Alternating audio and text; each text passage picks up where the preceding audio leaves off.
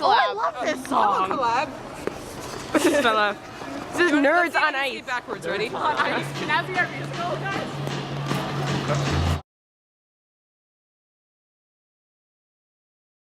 Hey guys, it's Tuesday, and I'm gonna try to shoot this kind of in one take because I don't have time. Do I ever have time? No, I don't. I don't ever have time. Time is not something that I have lots of. This is a constant thing for me. I'm always like, oh, I'm gonna have more time next week, and I never do. But today especially, I'm going on a retreat. It's called a Kairos retreat. A lot of other schools do it. I'm not gonna explain it because I actually can't because it's like a secret. I mean, it's not like a cult. We don't do anything that weird, but it's just like, it's more effective if you don't know what it is. And since some of you might, I don't think anyone on this channel is going on one because you all go to public schools, and public schools don't usually do religious retreats, but it's not really religious. It's more of emotional, just with your friends and your family. And I hope you can hear me. Anyway, I'm not going to explain it, because if I do, then that will take, someone might be watching this who's going to go on it at some point in their life, and that would ruin it.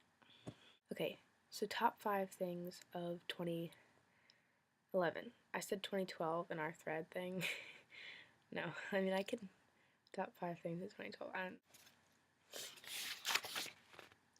Number 1 thing of 2011 was definitely Nerdfighters of New York.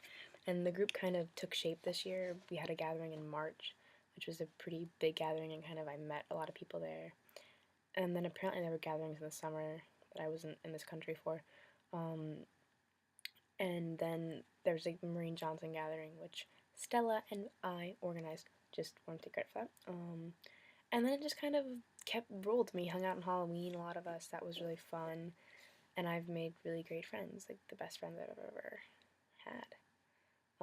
Through Nerdfighters of 2011 was traveling. I kind of actually got to really travel this year. Like, I legitimately traveled to other countries and other cities. In the spring, I went to New Orleans with a school service trip, and our teacher was really thorough about showing us. I actually mentioned it in an earlier video, but that was really cool. I also went to Spain for a month, and I stayed with an exchange girl. But that like needs a whole video of its own, like how I met this family and how I became really involved with them. And I actually wrote my college essay on it. I also traveled to Honduras on a service trip, you know, the kind of thing where you work in like an orphanage. I worked at an orphanage, and I want to say it was an amazing experience, but the leadership was not really that great. And I shouldn't say this in a video, because with my luck, like, the teachers that were on it with me would find it, but I didn't get along well with one of the teachers. I'm slow. Like, I do things slowly. It takes me a while to tie my shoes. Like, it takes me longer to do things, like, legitimately. Like, that's a whole other video as well. But, and she didn't, like, respect that. And I'm not saying, like, I want you to, like, work everything around just for me, but I mean, like, she would just yell at me a lot, and it was annoying. And I didn't enjoy the trip because we weren't really effective. We didn't have any kind of a plan. Like, that's the thing with service trips, and I've actually become really, like, savvy about them.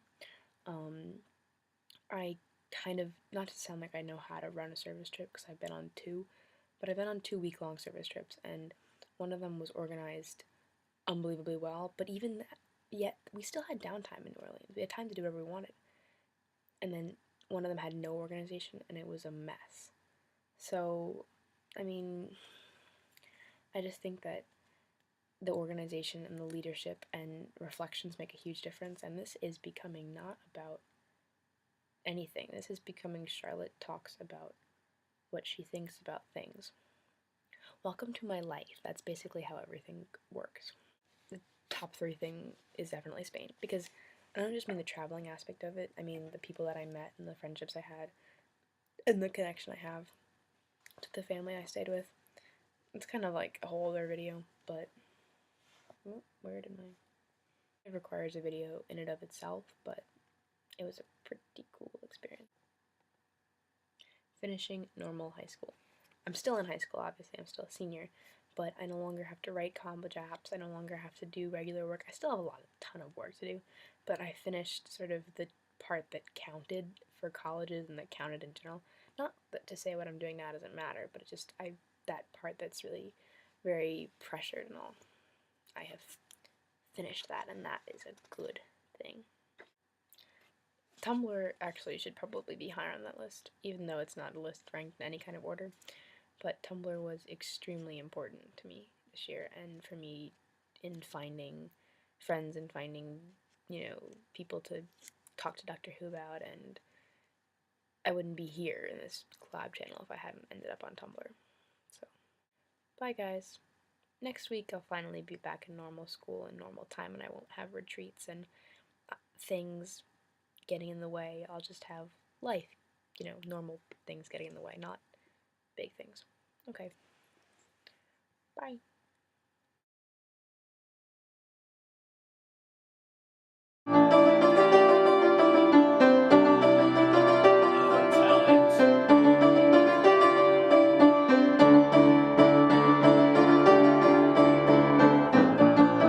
So, there's this guy, Romeo, at a party, and he sees this, like, 10-year-old girl named Juliet, and he's like, damn, she's a pretty hot 10-year-old. That he's like, hey baby, what's your name?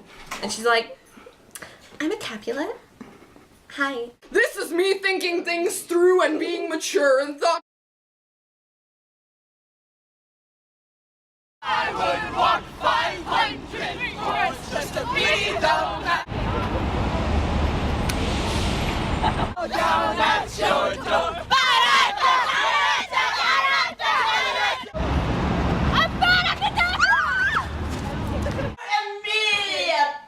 Are you drunk?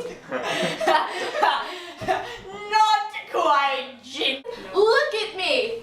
No plan, no backup, no weapons worth a damn. Doctor! Amelia? Well, this is awkward.